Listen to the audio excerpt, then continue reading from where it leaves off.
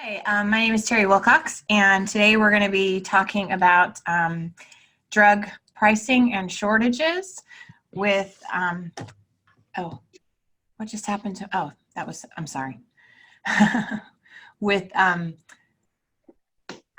Robert Campbell and Ray Page, both. And we also may or may not have CL Gray join us on the phone, who is also a drug pricing and shortage guru. And I think how I want to open it up is my name is Terry Wilcox. I'm the executive director of Patients Rising and Patients Rising Now. And I'm coming at all of this from a patient perspective. There's a lot of, obviously it's the driving force in healthcare conversation right now is the cost of medicines, drug pricing. It's everywhere. It's in everybody's bill. Everybody on here, I'm based in Washington, D.C. Everyone here feels an enormous amount of pressure to do something. And from where I sit and from my perspective, the patients want something done, but they don't want that done to such an extent that we wake up in 10 years and we're like, what did we do? And we have to redo it again. And I think there's there's quite a bit that we can talk about here today. I am not as familiar and not as only from the patient perspective, but I'm going to open it up, Robert. I'm going to kind of let you open it up if you can, and kind of talk about the overarching drug price conversation in kind of layman's terms, hitting on the drug shortages, if you can, if you start there, and then we'll. Absolutely. Thank you, Terry. Excuse me. My name is Bob Campbell. I'm a practicing anesthesiologist and pain management physician in Pennsylvania. I've done that for 31 years. And I came to discover really what I would call the secrets of the healthcare supply chain. Everyone knows that prescription drugs cost far too much. We also know that hospital medications, whether they be a $525 per liter bag of saline or $1,275 for a dose of isoproterenol, that it is an artificially priced market. And when I came into this, it really comes down to I went to a lot of physician groups and got confused. Then I went to antitrust attorneys, and they gave me the very simple explanation. And the best explanation is the American Antitrust Institute. They say that when you have high prices and low supply, you have an anti-competitive market. And there are two ways that you get an anti-competitive market: either government price controls, or you can have monopolists exerting monopoly power. And that's really what we have. But this is a little different kind of monopoly. In fact, they call it a monopsony. And we've talked a lot about Vanderbilt University. Actually, Vanderbilt has a course on this, monopsony law, and they use the healthcare supply chain as the topic matter for their course. So what you have is a buyer's monopoly. That's a middle market monopoly. So as opposed to one company, which we think of commonly as one company cornering the market on a given product and keeping competitors at bay. And there are examples of that, like for instance, voting machines are made by one company. They charge too much, and anyone else who tries to make voting machines, they pay legislators and they sue them and they keep competitors away. That's a classic monopoly. This is a buyer's monopoly. Too few buyers. So when you have a prescription drug, 95% of prescription drugs go through 3 pharmacy benefit managers who negotiate the contracts. And we have to know a little bit about some vocabulary. So PBMs, there's 3 of them. CVS Health is the biggest, Express Scripts number 2, Optum Rx number 3. So all prescriptions go through contracts that are written by them. They control access to the market, tiering of the market. They actually determine the price that you pay at your pharmacy. And that price currently is about 47% of the cost of that goes to what they call rebates, which are legalized kickbacks. So that's the prescription drug pricing dilemma, is you have inserted an extra layer of middlemen, the PBMs, and they have a very special power. They have what's called a safe harbor, anti-kickback safe harbor. We call it the GPO PBM anti-kickback safe harbor, which exempts them from all federal racketeering laws. So what they are able to do is essentially sell tiering, sell access. So an EpiPen, if I make an EpiPen at a lower price, higher quality, I can't get to the patient unless I pay a bigger kickback than Mylan is paying. And then I'll just finish with, so that you get the whole architecture. That's the PBMs control the entire prescription drug market.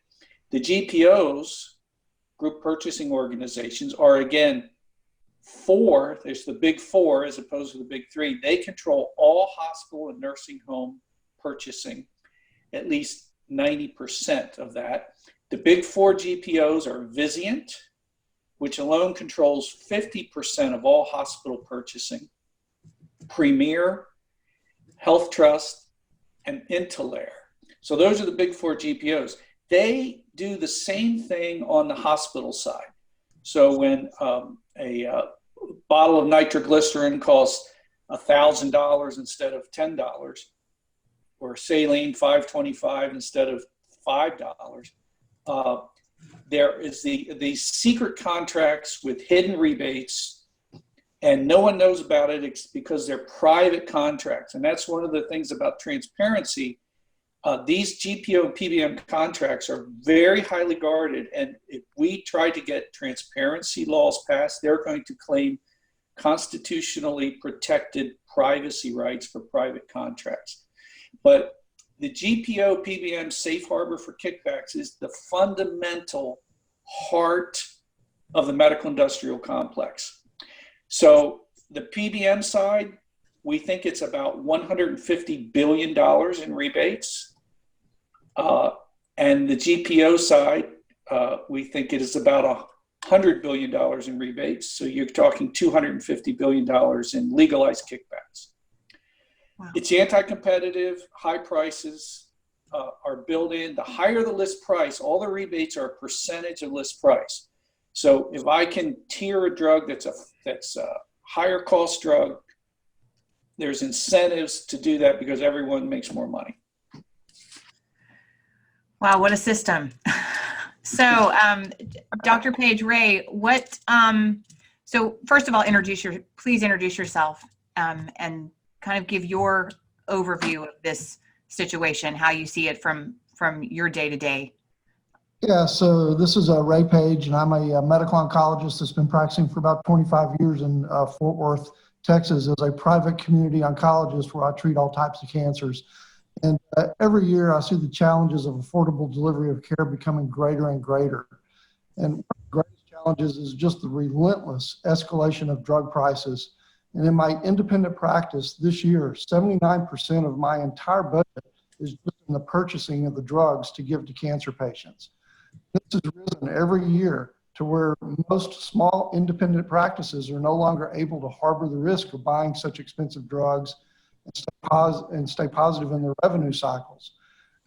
This has resulted, as documented in the impact studies of the Community Oncology Alliance, that in the past decade, over 1,600 community oncology clinics or practices have closed, been acquired by hospitals, merged, or are reporting financial struggles. And this migration of practices to major hospitals and corporate-based systems are proven to be far more expensive cancer care delivery systems as compared to independent oncology practices. And as oncologists, we unfortunately have been involved with providing some of the most expensive treatments in healthcare. And the majority of the top 20 most expensive drugs are in the oncology space. But I think we all have to agree that physicians, we're not the ones setting the entry price of these drugs on the market. Yet we often seem to be targeted as the culprits. And the high cost of many of the cancer drugs may be attributable to their true pharmacologic complexity and the fact that they're first in class in targeted therapy, and there is rigorous safety analysis since these drugs are potentially deadly. But seeing a year-over-year 20% increase in the entry price of new drugs is just untenable as compared to a general year-over-year GDP growth of about 3%.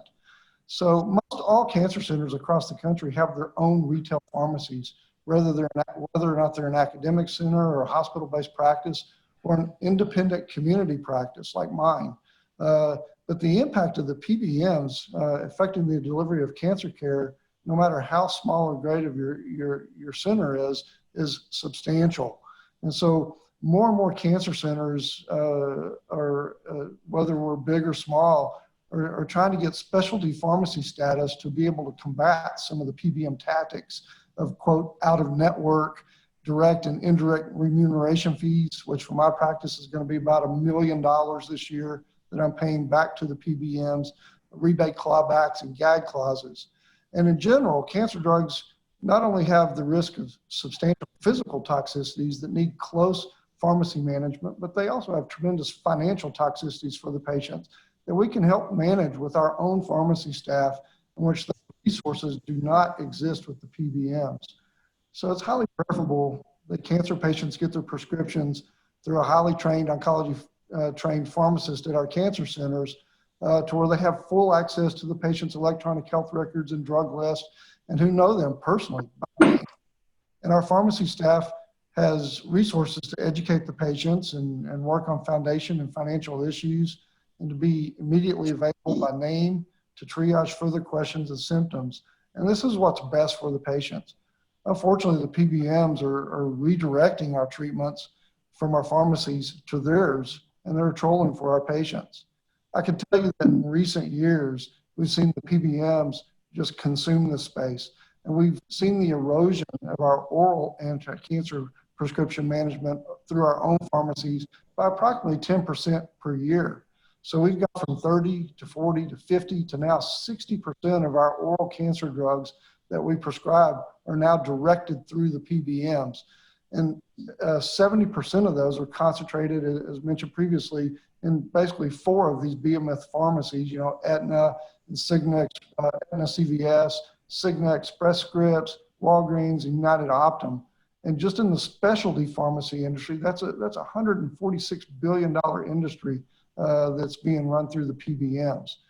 And so part of this perversity that arises with these PBMs is that they are completely vertically integrated to where they now involve the sponsor, the insurer, the pharmacy, and they have clinics and physicians that are under their employment. So they have complete control of the patients and the flow of all their prescriptions. And they make these transactional relationships between all these entities and drug manufacturers and distributors and providers to where they generate enormous profits for the management of these drugs. And yet none of these profits are ever passed on to the patients. And this can be harmful to cancer patients. And the Community Oncology Alliance also has a website that shows numerous of these horror stories. So, yeah, I'm very familiar with the Community Oncology Alliance and the work they do and the website, and the Horror Story website does have a lot of great information. I want to come back to you, Dr. Page, in just a minute, because I kind of want to talk to you a little bit about 340B and that effect on things. I think you might have a little insight with that, given your role as a community practice oncologist. I know that Dr. Gray is on the phone. Dr. Gray, can you hear us? Can we hear you? Yeah, I'm in the middle of ICU rounds, but so I only have my phone. I don't have video, but I understand. Can you hear me? I understand. I just wanted to. I saw that you were on. So, given in the tenuous nature of where you are and that you are actually working, I wanted to give you a chance to introduce yourself and sort of talk about your perspective on drug pricing and drug shortages and all of that before we lead into some more specific areas of the topic. Yeah. Well, thanks so much for having me on, and thanks for everybody for making time for this. It's an incredibly important subject, and with Free to Care, just for putting all this together. I was going to just spend a couple minutes talking about the big picture. I used to be an electrical engineer. Now I do hospital medicine, critical care. And it really helped me to understand sort of why the system works like it does and how we got here, because that tells us a lot about how to change things and fix it and moving forward. And it took me, I really didn't understand any of this until I started talking to Bob Campbell, must be a couple of years ago now. And it took me probably 3 months just to get my head around what was really happening. And what helped me the most was to understand how we got here. And this really started back in the early 1900s. In like 1910, in New York, at that stage, transportation was difficult, communication was difficult. So hospitals were trying to figure out how do we decrease our costs. So they got together and put together these things called group purchasing organizations, GPOs, same things we have now, where the hospitals would get together and buy in bulk at a discount, and they'd pay a small fee to the GPO. And in return for that fee, they would get discounts on all their drugs because there's free market competition. Same thing for like Costco or Sam's Club. And that worked well for about, 75 years, up until 1987. And then there was some legislation passed where it inverted the economics of the healthcare supply chain. And the argument was there were a lot of hospitals sort of making marginal profits. Pharmaceuticals were making tremendous profits. So they said, let's shift this expense from the hospital industry to the pharmaceutical industry. So then the manufacturers would pay this surcharge to get their drugs to market instead of the hospitals paying for cheaper drugs. Well, then with consolidation of the GPOs, where there were initially scores of them, it's now limited to 4. And as they consolidated the market, they gained control over the healthcare supply chain. So a manufacturer would have to go through one of these 4 companies to get their drug to market. It was supposed to be, in that 1987 statute, supposed to be tightly regulated. But as it turns out, nobody looked. So it became essentially a kickback system, or essentially legalized racketeering. So to get a drug to market, the manufacturer had to pay a fee. And Bob, perhaps you can hop in with your example of the EpiPen was sole source contracting. So if you have a sole source contract like Mylan does for the EpiPen, that means you can charge as much as you want. And you know, because the people controlling the supply chain won't let any competition come in, you can essentially charge $700 for a $70 product, and people have to buy it because of a problem with a third-party payer. It's covered through insurance rather than out-of-pocket costs. So it drives up insurance rates. Well, so much of this money has been acquired by these middlemen. As was mentioned earlier, CVS Caremark actually purchased Aetna in December of 2017 for $69 billion. This is the equivalent, essentially, of a company that drives trucks purchasing Coca-Cola or Pepsi. So it's just crazy how much money is involved in this. The challenge there is that we're seeing, as mentioned earlier, we're seeing a vertical consolidation of the healthcare system. So now you have one of these distributors, a GPO, or in this case it's a PBM, the Caremark, purchasing an insurance company. They also have minute clinics being staffed by oftentimes nurse practitioners. So the insurer can push their patients to the minute clinic. CVS can push their patients to CVS pharmacies. And it's becoming a tremendously powerful system. I actually spoke to Mark Meadows about this about 2 years ago, and he said he would fight to change this, and actually drafted a 2-page piece of legislation to change this fundamental statute from 1987. So, but there was so much political pressure applied, he was never able to actually introduce the bill. Because what they threatened him with, saying, if you take care or take away all these kickbacks of the healthcare supply chain, now that we own the insurance companies, we're going to raise insurance rates and blame you. Basically, take you out of office if you threaten our money. And this is somewhere around $250 billion a year. So, and just one last piece of history, the link between the GPO, the Group Purchasing Organization, and the PBM, the Pharmacy Benefit Manager, is in 1991. There is administrative extension of the safe harbor protection from the 1987 statute.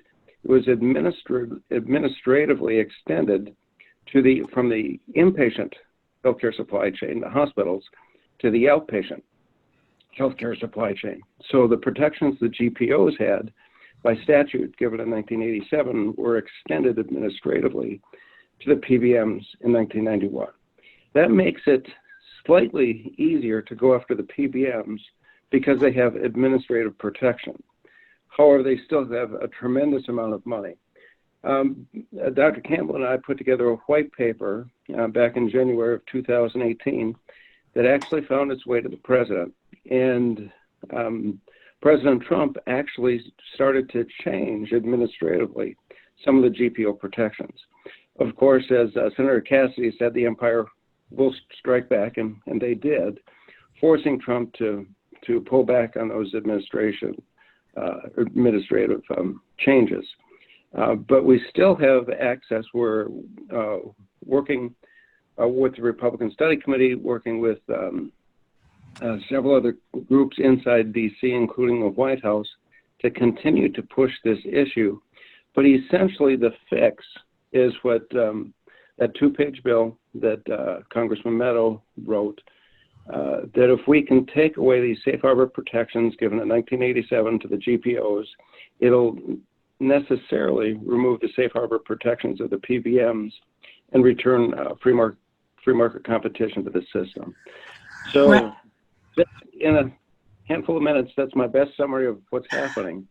Thank you very much, Dr. Gray. We really appreciate that. I think you gave us a good segue into where we really need to go with this panel over the next half hour or so that we have, which is, you talked about, the administration was, they got the middleman thing. They were going down that road and side railed because of, the same reason that Mark Meadows was, which was, threats of raising premiums and things like that.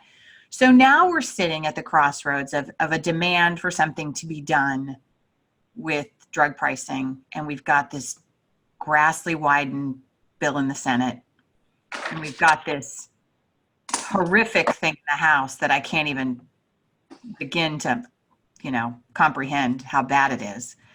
So what are your thoughts on those? I mean, besides just let's kill them and never see them, as not necessarily this. I think the Senate has much more workable parts, and I say from a patient advocate perspective that really the only thing that we can support at Patients Rising in the House bill is the lowering of patients, putting a cap on patient out-of-pocket costs, which we've been calling for quite some time. It's all the other things that go along with it that are, concerning. Specifically with just last week, it was like, oh, well, it's gonna be okay if we just have 8 to 15 fewer new medicines a year, and they're all going to be Me Too medicines. And I'm like, do we really know that they're just going to be Me Too drugs? We don't know that. We don't have that kind of crystal ball. And so, anyway, let's start with you again, Bob. What is your take on what we have as drug pricing solutions right now in Washington? Right. Thanks. And okay, so we had the president, of course, who made it a campaign commitment to lower the price of prescription drugs, and his PBM rule, which he introduced in May, has been withdrawn. That would have really attacked the middlemen. The PBM specifically, because that's all that he had authority to do. So that's kind of off the table. Although when I was in through Senate offices in February, before the PBM rule was released, all the senators were like, well, let's just let the president tackle this. Let's just let the president tackle this. So pulling that bill was, the sausage of government. It's sausage making. It's unpredictable, and you don't know what goes in, you don't know what comes out until it actually happens. So now we're stuck with an election year cycle, and we have the Senate and the House wanting to do something and at least be able to tell constituents they're doing something. So there's three major bills. House Bill 3, that's Nancy Pelosi's bill. That is, by my estimation, really a far-reach price control. It is a big step towards a government single payer. It would never get through the Senate. But it does allow House members to say, I'm for House Bill 3. It's easy to remember, House Bill 3. I don't think that's going anywhere. Then there's Senate Bill 2543, which is the Grassley-Wyden bill. Now that is kind of Pelosi light. It only involves government programs. It's really geared at protecting Medicare Part D participants and selecting out drugs that are egregious in price hikes and setting some kind of annual inflationary cap. I don't think that's going to pass either, even in the Senate. But what I think would perhaps happen, and maybe not, but perhaps, is bipartisan-wise, there is an effort to at least Medicare Part D premiums and Medicare Part D copays create some kind of cap, whether that be $2,000, $2,800, $3,500. Where they pay for that is, of course, just government 101. They just, it's a deficit issue. But I think that's the only thing that could really be actionable. Now, there is a bill, which I don't think would go anywhere, but needs to be mentioned, and that is Senate Bill 657. So that is Senator Braun from Indiana, the junior senator. Mm-hmm. And so the PBM rule was eliminating kickbacks, PBM kickbacks in Medicare and Medicaid programs. That was Trump's rule, and we've said that's been sidelined. We had a meeting with Secretary Azar on Monday, and he's loath to revisit that, although after the election, who knows. In general, I guess when these people have a defeat, they don't like to just keep going back to that well. It's kind of humiliating. So the president's probably not going to attack the middleman. The Braun bill is the Trump rule extended to all contracts. In other words, it just simply gets rid of all PBM rebates. It is more powerful. The Trump rule would have gotten rid of $50 billion in kickbacks. The Braun bill, maybe $100 billion, maybe $150 billion, in that range. It won't go anywhere, but it is a venue and a talking point for airing this material. So very little is going to get done, but awareness, physicians becoming educated on this is only going to help. And I will say, not to be a rumor, a gossip mill, but for actionable information in the future, after the Trump bill, the Trump rule was rescinded, GPOs and PBMs, they had kind of been on good behavior, and their contracts were, that was the most threatening thing that they've ever experienced in their existence. And since that was rescinded, we now have GPOs and PBMs being very aggressive with sole source contracts. And this is from industry insiders. And I'm pretty sure that within the next 90 days, there's going to be headline material on both sides of the supply chain. So the PBMs, you're going to have two pharmacy companies who are going to have an open battle. And on the GPO side, you have two medical device companies. They're going to have an open battle. And why is that? So pharmacy companies hate PBMs, but they love PBMs because I have to pay a kickback, but it makes my business model so much simpler. Usually they work out an arrangement like with Propofol. For instance, there's two companies that make it. It's a 70-30 market split. Everybody keeps their factories running and nobody is allowed to enter the market. But sometimes if you get greedy, you want to get the whole deal. And then you disadvantage another company, and then they don't like that. Usually there's gentlemen's agreements, but if they can't work it out, we could have some headline material, and it's going to be a good idea for physicians and patients to understand the ABCs of the healthcare supply chain, so that when media outlets come and say, hey, what do you think about the price of this drug that has been brought out in the headlines, that we can say it costs way too much and this is why, and there is a simple solution. Braun, Senate Bill 657. No, I mean, that's absolutely true. There's an enormous amount of it's very easy. I understand the pressure actually from the patient side of things, and just sort of knowing the messaging that patients are hearing in the media and other places. Sometimes they don't know who to be mad at, exactly, especially if they're a patient who's really waiting for innovation. They're waiting for treatments. They've got something, they're on a clinical trial for something. There's a lot of research happening in an area where they are in need of something to help them or help some member of their family. But it's like drug prices are too high, drug prices are too high. And now we started to make some headway before this was rescinded with really educating patients on who a PBM is and what they do, and why your insulin prices go up, and what contracting is, and why certain biosimilars aren't able to enter the market because the contracting for the name brand is, there's still single source contracting. I mean, there's all sorts of really complicated things that honestly, I wish patients didn't really have to understand. Right. That shouldn't be their job to have to understand that. But my real true feeling about that is that if they don't start to understand it, we're going to go down a river, or go down a path that we're going to regret. To me, 8 to 15 fewer drugs. I know Pelosi's bill's not going anywhere, but the thought, that I got a call last week from Stat, and the reporter on the phone, he says to me, basically, he's proud of the Democrats for actually admitting that they were, that innovation was going to suffer a little bit, but they thought it was only going to be Me Too drugs. And I'm like, proud of them. You're proud to say, oh, we're going to have only maybe 100 to 150 fewer drugs in the next decade. Well, that may be okay if you're not sick, but if you're waiting for it, you just don't know. And so there's so many complicated aspects to this that patients need to understand. And we're working really hard to try to figure out really concrete, interesting ways of getting the message to them that's not overwhelming, like we're talking about here. This is a little bit high level, kind of could be overwhelming to the average patient conversation. And I'm going to make it even more overwhelming by moving over to Dr. Page to talk a little bit about something that's also, and this has really affected, I think, your industry, the oncologists, community practices, especially over the past decade or so.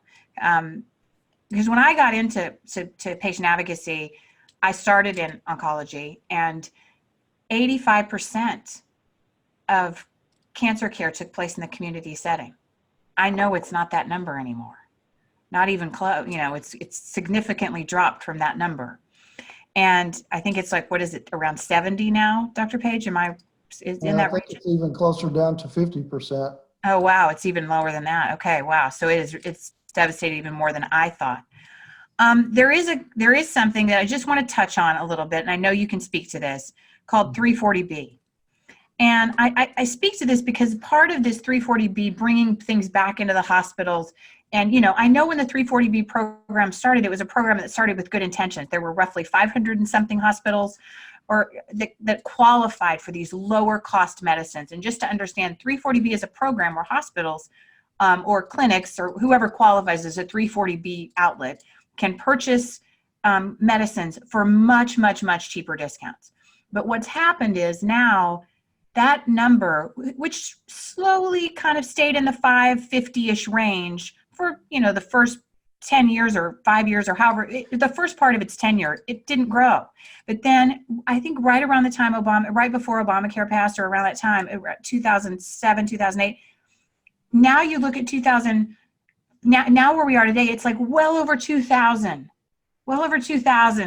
hospitals are now qualified as 340B hospitals. Some I think are in areas like Beverly Hills or something. They're like in really areas where you wouldn't really expect there to be a 340B qualifying hospital. So can you speak a little bit to that, about how that has affected specifically your industry, and from your perspective, I think you would have some good insight there. Yeah, absolutely. So again, as you mentioned, 340B, and I apologize if my sound is breaking up. I heard it might be breaking up, so I'm sorry about that. But 340B is a drug discount program that came through as Section 340B of law in the mid-1990s. And as you said, at that time, it was with good intentions. And the purpose was to use specific qualifying hospitals that are what we call DSH hospitals, or disproportionate share hospitals, this percentage of underserved and underpaying patients. If you meet the calculus and the equation for that, you can qualify as a disproportionate share hospital. And then there's a few other entities out there also that can qualify, but it's basically a hospital-based qualification. And as a result of that, a way to help shore up programs in those hospitals was to force drug discounts on purchasing of drugs. And so back in the 1990s, not a big deal. We didn't have super mega expensive drugs like chemotherapy drugs are nowadays. And so you had a handful of these hospitals that truly had need and could benefit from the drug purchasing advantages. And so, for example, when we talk about drug purchasing for cancer drugs, we have a buy and bill that's based on an average sales price. And so generally out there in the community for community oncology, there's a formula that came about with the Medicare Modernization Act of 2003 to where average wholesale price of drugs went to average sales price plus 6%. So you got a 6% margin on your drug. And then we had sequestration, and that dropped that down to 4.3%. So we have a 4.3% margin on the drugs that we buy and bill. But for the disproportionate share hospitals that qualify for 340B, they get upwards of an additional 40% discount. So if you're, have a $100 drug, they're able to purchase that drug for $60, and they can use that $40, that 40%, to support their hospital in whatever way that they want. The problem with the hospitals in 340B is none of that's transparent. And there's mega bucks that come into the hospital systems with regards to that, because in recent years, as you see, the cost of cancer drugs and many other therapies have just gone exponential. So it strongly encourages hospitals to acquire and suck up every oncologist in the community that they can, or their own, because for every full one FTE medical oncologist that's out there, a hospital will gain about $2 million per oncologist a year just off of 340B drug margins. And it's not transparent where all those dollars are going, but there sure is a lot of marble on the walls and new buildings going up at the hospitals, and the CEOs seem to be getting compensated quite well. So I'm not sure where those services are. And again, some of the perversities of the 340B is that you have a qualifying hospital that's in the inner city that qualifies for those resources, but through these hospital networks that go out to the suburbs, you do have 340B qualifying infusion centers and cancer centers that are in the Beverly Hills and the expensive suburbs that are able to get that preferred pricing that again goes back to that whole hospital system and network. So there's a major site neutrality issue there. We thought earlier this year that we had part of that solved when we had the ASP for the 340B hospital systems to go to a minus 22.5% to help neutralize and create some site neutrality there, but that recently got overturned. So we're kind of back to square one, which from a community oncology perspective is frustrating because it is hard to compete with these hospital systems that are trying to crush the community oncologist, and 340B is one of those mechanisms. Yeah, and I think that COA has done a really fantastic job at sort of highlighting some of the stories. If, as a patient organization, we are definitely opposed to 340B as it stands right now. It's often hard for me to explain this concept of what 340B does and how it affects you as a patient, because it is so not transparent and not understood. One of the ways that I often explain it is, okay, your hospital can buy the drug you need at a steeply discounted price, but then go and charge your private insurance or Medicare or anybody else at the full price that they're allowed to charge, whatever deal has been made at the list price. And there's all this sort of ambiguity in between that's, you know, kind of, and it is causing, to some extent, it must be causing, because for the pharmaceutical industry is sending out more and more drugs at this really steep discount rate. It must, you know, you always say that you're going to see it go up here if it goes down here. If you're paying less here, it's going to go up over there. And I think that's probably a part of it. I'm certainly not saying that's all of it.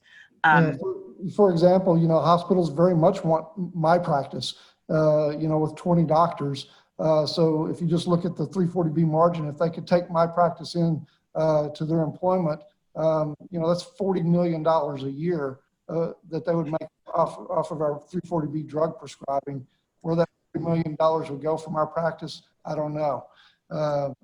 Again, you know, it's being used within the hospital system somewhere. Wow, that's well. Thank you for that explanation. I know that I think it looks like we still have CL on the phone. So I kind of want to touch, since you're at work, you're at a hospital. Dr. Gray, can you speak a little bit to how drug shortages are affecting hospitals? I mean, I know it's really common. Oftentimes, really common drugs. These are generics. Oftentimes, the drug shortages. Am I correct about that?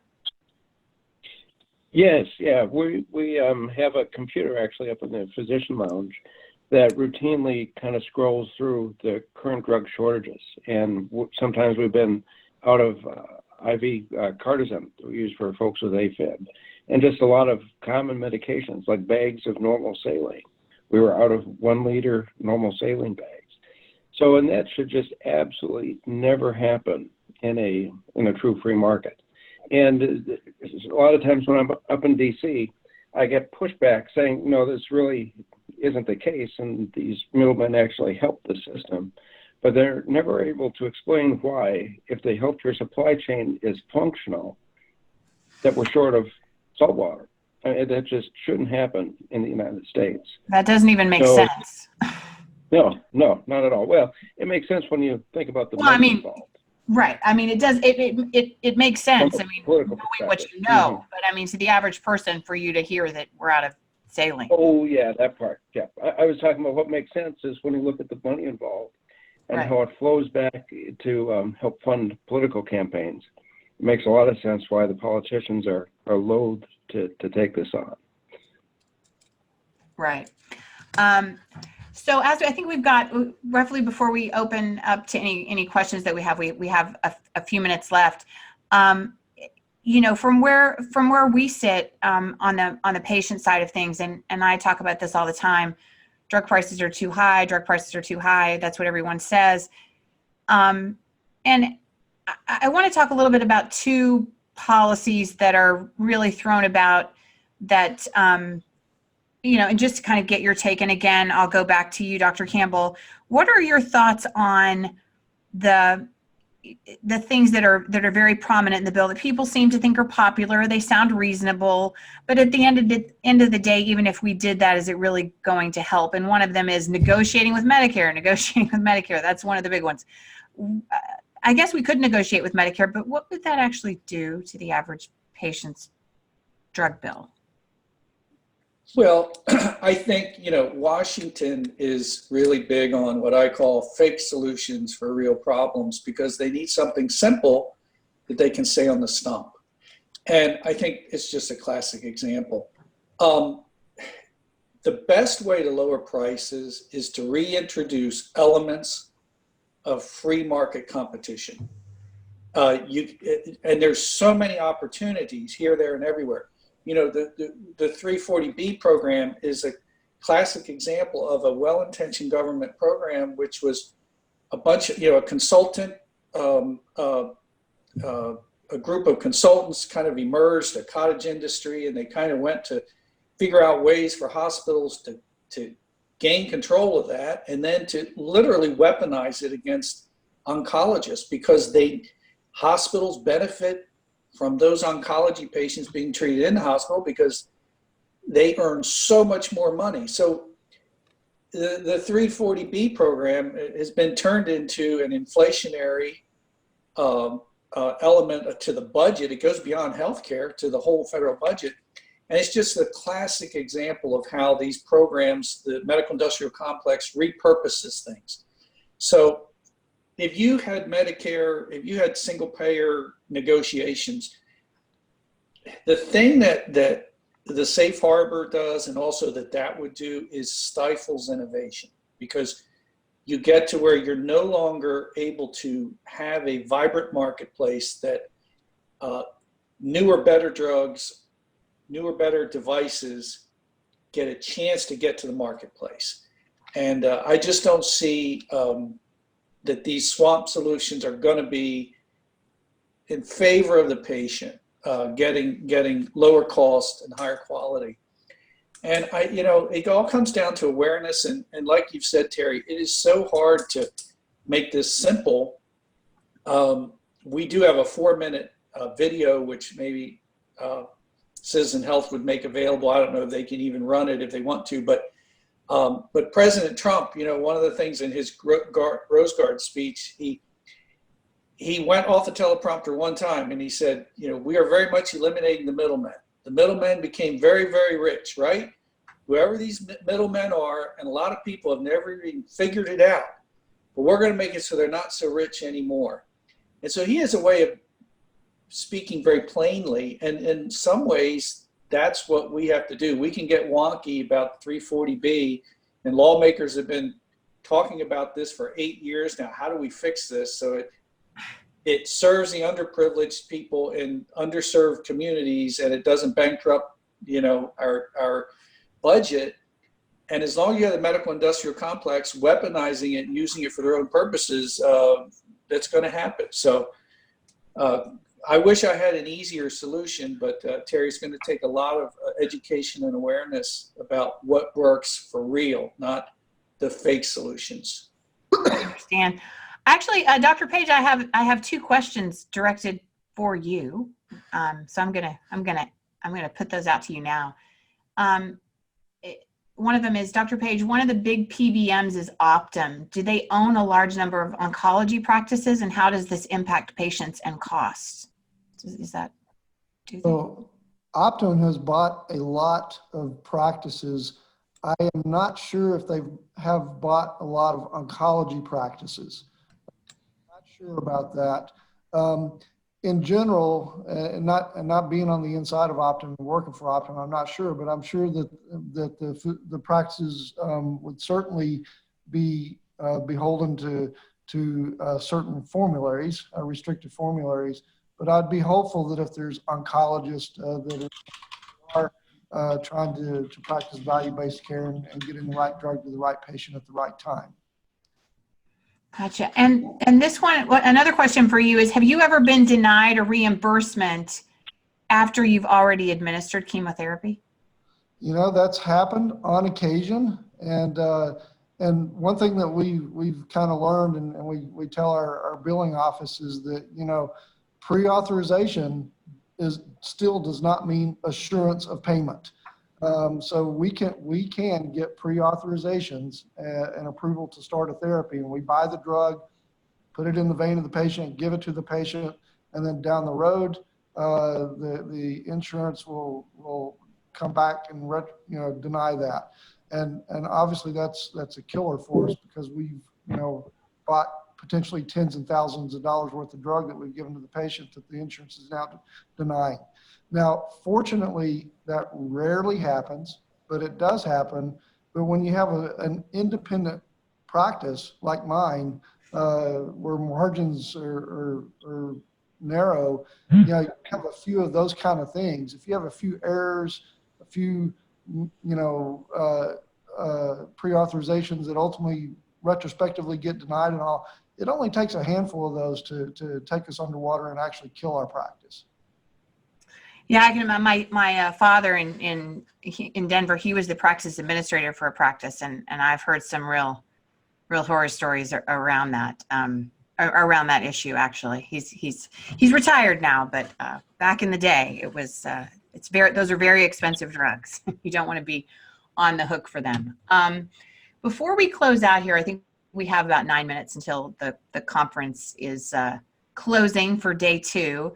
I kind of want to see, I would like to touch on, you know, we have a lot at stake as we move forward in this. And it's sometimes my heart sinks a little bit when you hear, oh, they've been working on trying to fix 340B for 8 years. Why does anything take 8 years? Like, why does it take 8 years to figure this out? I mean, why does it take, and it's because of the maze of how our system works, which in many ways we're grateful for, because then things like HR3 don't just, you know, get plowed through. But I know many of you will say, but Obamacare got plowed through, and it did. I'm going to talk to you, Dr. Gray, before you sign off. Let's just talk about what is one thing, if you want patients, and I'm going to put this to all 3 of you, what is one thing that you would want patients and lawmakers and other doctors to know and think about as far as getting active and involved? And I know we're supposed to just talk about drug pricing, but I am of the belief as an advocate that none of this is ever going to change if we don't have real patients and real people and real districts in front of people who are making decisions. So if you had one thing to say to, in this case, I'll say doctors or any of your patients who might be affected by, you know, the high cost of drugs, the lack of being able to have medicines, not being able to go to the doctor they want to go to, what would your advice be, or what would you say? Yeah, I'll start and keep this short so the other 2 have a chance to hop in, but awareness and the ability to work together. Just a couple quick examples. I've been working with the Republican Study Committee as they prepared to release this bill, as has David and many others. They're actually very interested in this issue of the middlemen and the safe harbor law. They're planning more of a phased rollout that's not in their phase 1, but we have their ear. There's people inside the White House that are interested. And we've recently partnered with a network of 250,000 business owners through the Job Creators Network. And Physicians for Reform, my group, has been working with them doing market research for the past 3 or 4 months. And now they want to work with as many physician organizations and patient networks as possible to tell the story. And fortunately, we've been able to keep repeal of the safe harbor law, the original 87 statute, as the #1 policy point in our stepwise approach to reworking healthcare. So if there's anybody on this call or any groups or networks that want to work alongside of us, what David Blatt has done with Free to Care and the other organizations here has been fantastic. And my last 2 sentences will be, when I first met Bob Campbell, he felt like he was a voice in the wilderness on this thing. And if over the last 2 years, you look at the level of awareness and the changes that we have affected, essentially, this network, this group of people working together, we have made a tremendous impact.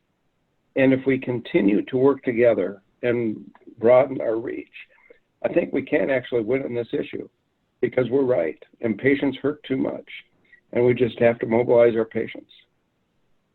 I absolutely agree with you. I couldn't agree with you more. And I am so glad that Dr. Campbell is not alone in the wilderness anymore. I count myself as one of the people who are way smarter today than I was even 3 months ago. So I am always grateful for his knowledge. So with that said, Dr. Campbell, what are your thoughts on this? What are your thoughts on mobilizing? And yeah, I think we have to make it a kitchen table discussion. So I think all physicians, and we have 37,000 in Free to Care now, we need to be able to have a 5-minute discussion about how this system works. And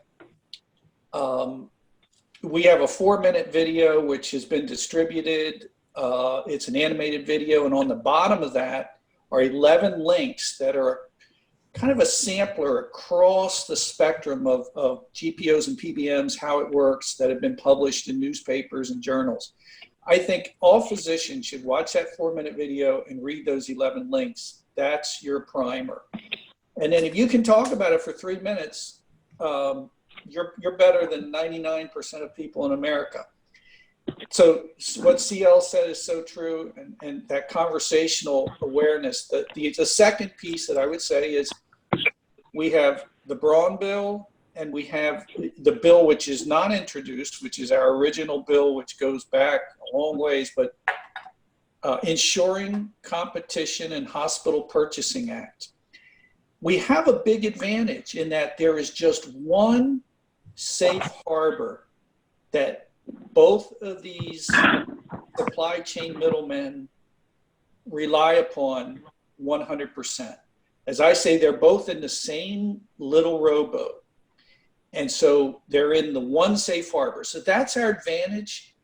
But how we get that translated into government action is difficult until we have awareness. Once we have awareness, there's no politician that can defend the healthcare supply chain. And that's when I honestly think if you took away this safe harbor, the medical industrial complex would be terminally crippled because it is so central to everything they do. We want to do a lot of things. We want to chip away nickel and dime, but then we want to keep our eye on the ultimate way to harm this corrupt system, which is consuming 18% of our GDP, and you can't even see a doctor anymore. So thank you for everything you do, Terry, and everyone on the conference call. I have more faith in the grassroots groups. CL alluded to this. I went for years in the wilderness, and the legacy medical groups looked at me like I was crazy. And the grassroots groups have been the single reason why PBMs are on the front page now. And you guys are fantastic. Keep up all the good work. Well, thank you very much. And Dr. Page, I want to close out with you for a little bit. I know COA does an enormous amount of work. I know Rose Gerber. I know a lot of the work that the patient advocacy arm of COA does. And so what are your, and I know it's expanding rapidly. I love getting her newsletters. So what are your thoughts on this? And how do you engage with your patients on any of these issues at all? Or, I mean, obviously your first, or do any of your patients ask you, I guess I should say, more importantly? I know that's not what you're going to lead with, but is there any sort of engagement on these like cost issues or access issues? Yeah, just real quick, and I apologize. You were cutting in and out with your question, but I think I got the gist of it. But just in general, I do a lot of work with COA, but I also do a lot of work with ASCO, American Society of Clinical Oncology. I'm doing policy and legislative work, and just for 340B real quick, I just want to emphasize. I think a component of that is should follow the patient.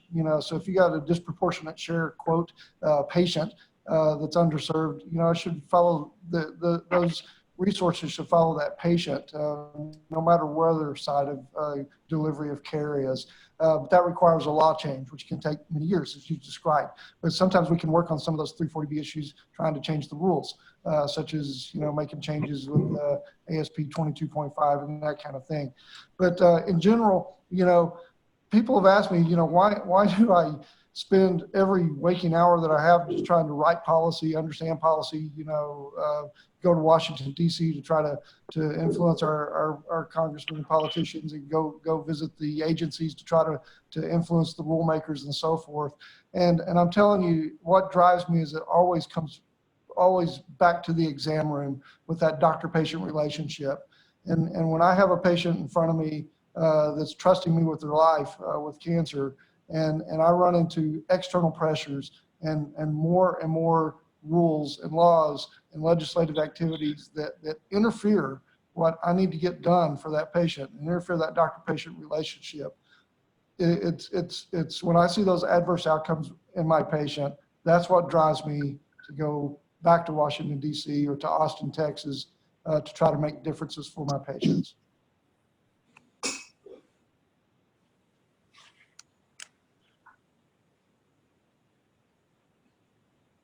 I'm not hearing you, Terry.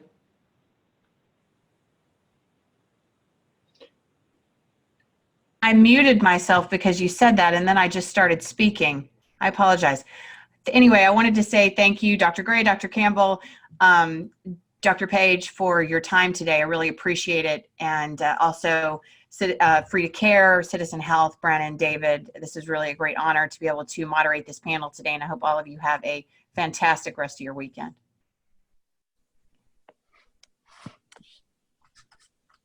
Thank you. All right. Thank you, Terry. David, would you like to close it out? I absolutely would. Thank you very much, Brennan. Thanks again to Citizen Health for all that they've done to make this possible. Thank you to all the panelists for the time, the expertise, the passion that you bring to this. And thank you for all that are watching here live and for those that will be viewing at some date to be determined. We're thankful for all of those who are investing their time to learn about these important issues. I am honored to stand shoulder to shoulder with men and women like this is a daunting fight, and we're willing to take it on. The way I approach this coalition is the same way I've managed other organizations. I never have viewed it as a top-down type of organization. Everything that I've ever done is you take that organizational chart and you flip it upside down. The people that we serve are the ones that are in leadership, and for us, it's the patients ultimately. Which means, in the running of this coalition, my job is to be a resource to all of you, to make sure that your organizations, that your efforts are successful. Not so much an umbrella, but a foundation. And whatever needs to be done, whatever needs to be mobilized, whatever issue needs to be addressed, you can reach out to Free to Care, and we will try to find the resources to support you, to uplift you, and to magnify your voice. That's why we exist, as I've said before. Ultimately,